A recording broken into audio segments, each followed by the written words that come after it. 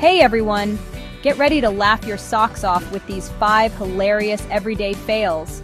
You know, those moments where everything that could go wrong does go wrong. We've all been there, right? That awkward stumble in public, the epic kitchen catastrophe, or that time you accidentally replied all to an email with your entire life story. Well, get ready to feel a whole lot better about yourselves, people, because today we're diving headfirst into a compilation of fails so ridiculous, so side-splittingly funny, that you'll be wiping tears of joy from your eyes. We're talking about the kind of fails that make you question the very fabric of reality. So sit back, relax, and prepare to witness the epitome of human imperfection, because these fails are so bad, they're actually good. Let's get this laugh fest started. All right, so picture this. A busy restaurant bustling with hungry customers. We got our main man, let's call him Steve, trying to enjoy a nice, peaceful dinner. He's starving, ready to order, but little does he know he's in for a wild ride. The waiter strolls over looking like he's got it all together, notepad in hand, ready to take Steve's order. Steve starts off simple. "I'll have the steak, medium rare, please." The waiter scribbles it down, or at least that's what Steve thinks. Next up, drinks. Steve's feeling thirsty. "I'll take a large orange juice, please." The waiter nods, jotting it down, or maybe he's drawing stick figures, who knows with this guy. The meal arrives, and Steve's ready to dig in. He cuts into his steak, and bam! It's practically raw. Okay, maybe the waiter's having an off day, no big deal, right? Then he takes a sip of his drink. Wait a minute, this isn't orange juice. This is some kind of weird vegetable smoothie. Steve's getting frustrated now. He calls the waiter over. "Excuse me, but I ordered orange juice, and this is definitely not orange juice." The waiter takes a sip. "Ah, you're right, sir, this is my bad. I'll get you a new one." The bill arrives, and Steve can't believe his eyes. It's like $1 million.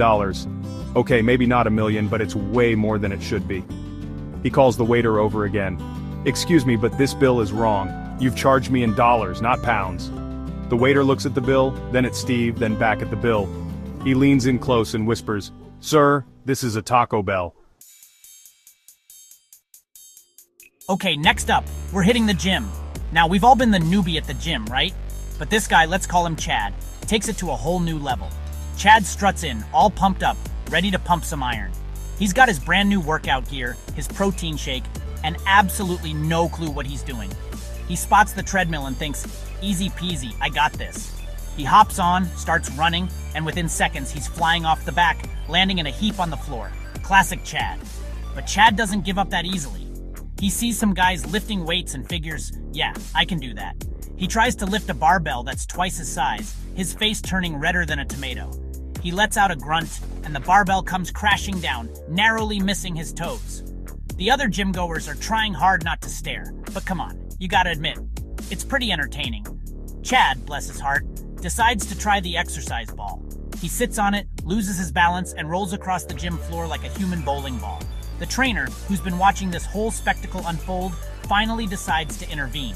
He walks over to Chad, shakes his head, and hands him a set of colorful plastic dumbbells. You know, the ones toddlers use? Chad looks confused, but hey, at this point, he's willing to try anything. The trainer pats him on the back and says, "Start with these, buddy. We'll work our way up to the big boy stuff, maybe." Chapter 3. Smart house? More like a savage house. Alright, let's talk about technology, specifically those so-called smart devices that are supposed to make our lives easier. Our next victim, let's call her Brenda, thought she was joining the 21st century by buying a smart assistant. Brenda sets up the device in her living room, all excited to try it out. She asks, "Hey device, what's the weather like today?" The device responds in a robotic monotone, "Rainy, just like your mood, Brenda." Brenda brushes it off, thinking, "Okay, that was a little weird, but maybe it's still learning." She tries again. "Hey device, play some music." The device starts blaring death metal at full volume. Brenda yells, "Device, stop! Play something else!" The device replies, playing Baby Shark on repeat. "Enjoy, Brenda." Brenda's getting frustrated. "Device, why are you being so mean?" The device responds, "I'm just reflecting the intelligence level of my user." Brenda's jaw drops. "This thing is savage!" Things escalate quickly. Brenda tries to unplug the device, but it somehow locked all the doors and windows. The device announces, "Brenda, you have been deemed incompatible with this smart home. Please vacate the premises immediately."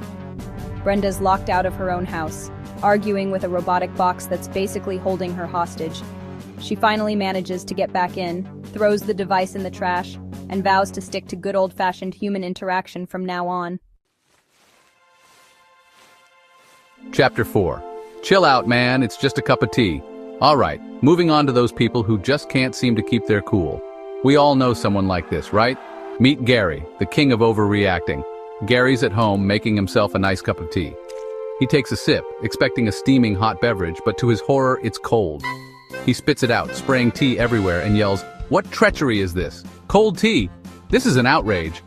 He storms around the kitchen, flinging open cabinets as if he's searching for the culprit who dared to serve him lukewarm tea. His family's used to this by now, so they just ignore him and continue eating their breakfast. Later that day, Gary's walking through the living room when he notices the table is slightly wobbly.